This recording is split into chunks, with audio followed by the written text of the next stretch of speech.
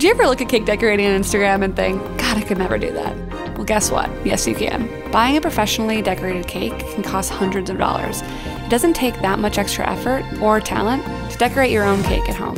We're gonna teach you 5 really easy decorating styles to zhuzh up your next cake. Honestly, like cake, it's like a really tangible way to show people that you love them. First things first, we have to prep our cakes to be decorated. Put a little icing, secure the board on top of that, and start building our cakes. All you really need to do is plop a good amount of icing down first, more than you think, honestly. You don't have to worry about it being perfect. You could pipe it on if you wanted, but I don't know, it's not really like the biggest deal in the world. And then for the top layer, you're actually gonna put it bottom side down. That's a lot flatter. And we want a really sharp edge to our cake. You might have to move it a little bit to make sure that it's totally level on all sides, and then put a whole bunch of frosting on top. I like to take the back of my spatula and just dab the icing onto the cake. And then you're gonna use the offset spatula to flatten out the sides and get off any excess icing. This is your primer, if you will, on your cake to ensure that the finished coat is gonna go on really nice and smooth. As you can see, there's crumbs that kind of get caught in the mess, and that's why it's called a crumb coat. We're gonna chill that until we're ready to decorate. To make this job really easy, all you need is a piping bag, a spoon, an offset spatula, you know I love them, a cake board, and a rotating cake stand if possible. Lastly, you'll need a rosette piping tip. Not all of these tools are necessary. I mean, really all you need is a piping bag and a tip, but they make the job a lot easier. First things first, we're gonna put the piping tip into the bag. Then turn it right around and put the bag over your non-dominant hand with the top of the bag kind of folded down. You're gonna use your thumb actually to help scrape off the extra icing. Put the top back up and squeeze it in between your thumb and your hand, and that's where you're gonna have all the pressure coming out of. So a lot of people wanna press down kind of in the middle of the bag, and it actually gives a lot of uneven pressure, and that's not what you wanna do. It's actually a lot harder as well. So when you're making a rosette, you start in the middle, apply even pressure until the end, and just curve around, really easy. And then at the very end, when you're trying to make the edge of your rosette, you just flick your wrist a little bit, wrap it around, and release that pressure. You just kind of quickly dismount, if you will. Oh, dismount, that's a good word for it. Yeah, you dismount. The first few that you do, they're gonna feel kind of awkward. You're gonna have some that look better than others, but I will say, just go for it. To fill in those holes that are naturally gonna be there, all you need to do is just put the tip down in that hole, apply a little bit of pressure, and then kind of flick your wrist so it almost looks like it's kind of part of a petal of a nearby rosette. The reason why the rosette cake is great is you really don't have to be perfect. It looks so cool when it's done. It's so elegant. It's really, really easy. It's just one piping tip, one icing color. Next thing you know, it looks like you've been doing this for years.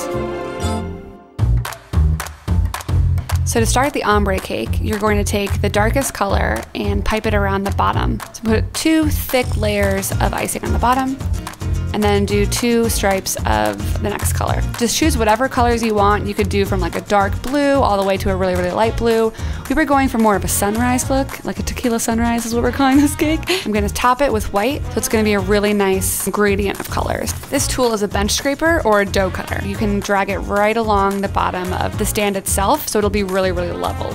If you want a really clean stripe, you can start here, but we were going for that gradient ombre look. So then you're gonna use that excess frosting and go up, go down, go in a few different directions so that you're really getting a good mix of all of the colors together.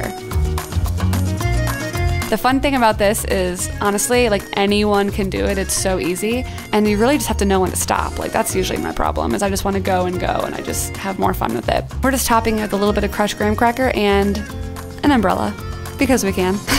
Just play with it. That's the fun thing about decorating cakes, is they can be kind of kitschy or elegant or whatever really you want them to be. I think we really just need a vacation. That might be why we went with the sunset. We're gonna show you how to make homemade buttercream succulents. And for dyeing your frosting, we recommend using gel colors or just a little bit more saturated. We're going for kind of a dark greenish gray kind of color. I'm using some green, a little bit of brown, and a little bit of blue. A little goes a long way, so start with a little and you can always add more. All right, so I've got the green. I'm also gonna use a little bit of pink for these succulents. And so this is, I don't know, what tip is this? Oh yeah, it's a petal nozzle. Yep, that's it.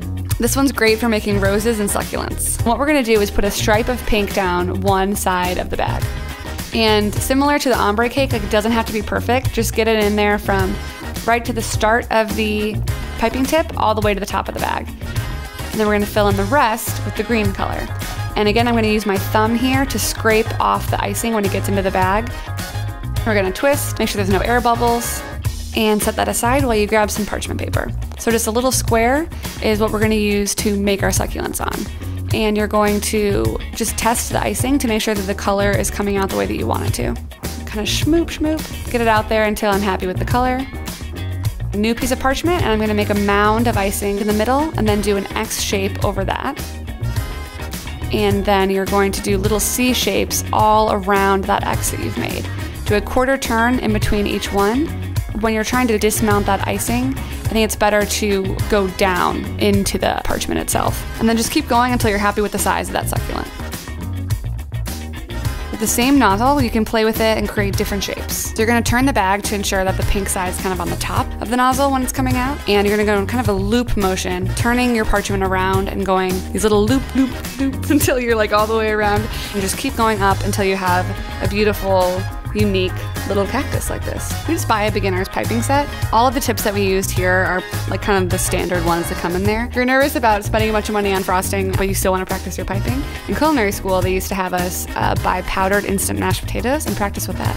Top tip, you heard it here first. Don't take it too seriously, just have fun. And then while those are chilling in the fridge, we're gonna assemble our naked cake. So this one's really cool and looks really elegant and is ridiculously easy to do. Similar to a crumb coat, you're gonna take a bench scraper and scrape off all the excess. You're gonna really push into the cake and get as much icing off as you can. So it's gonna look, you know, naked. They're very trendy right now, they're very in.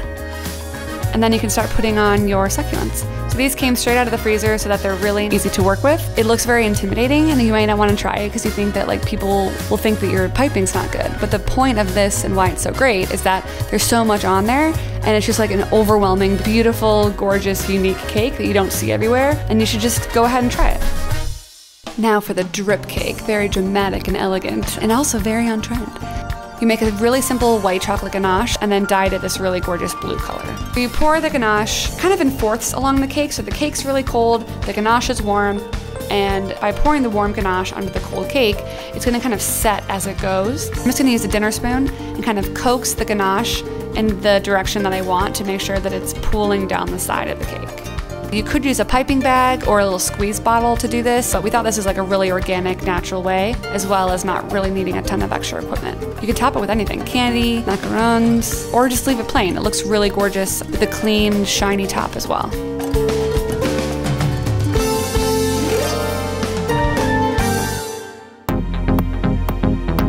Mirror glaze is an absolute showstopper. Do not be intimidated, you can do this. You just have to be prepared. So make sure that you have all your mise en place ready, because you do have to work quickly with this glaze. To make sure that it's really, really well mixed, we recommend using a stick blender. If you put cling film on the top, that can help get rid of any extra bubbles, but as you can see, some remain. You just want to get out as many as you can. The ideal temperature to pour the mirror glaze on top of the cake is anywhere between 90 to 96 degrees Fahrenheit.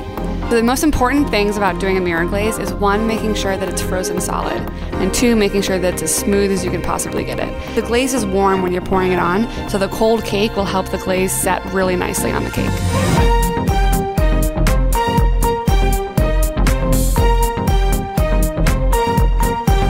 Take an offset spatula and do a little swoop, and it really completes that marble look. This is the fun part. It's when all of the hard work pays off and you just get to watch this mesmerizing process take shape.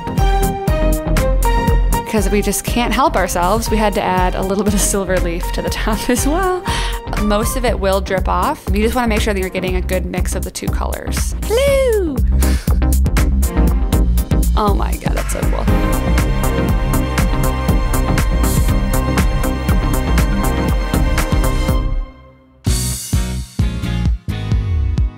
Every occasion, every party has cake, and this is just a few helpful tips to help you make yours really stand out at your next event. So all the care, all the effort, all the fun creativity that goes into making these cakes, don't be afraid to eat them in the end. That's the whole point, is that they're like something great to look at, but also something great to eat and enjoy with your loved ones. Really though, what are all those damn tips called? Tips?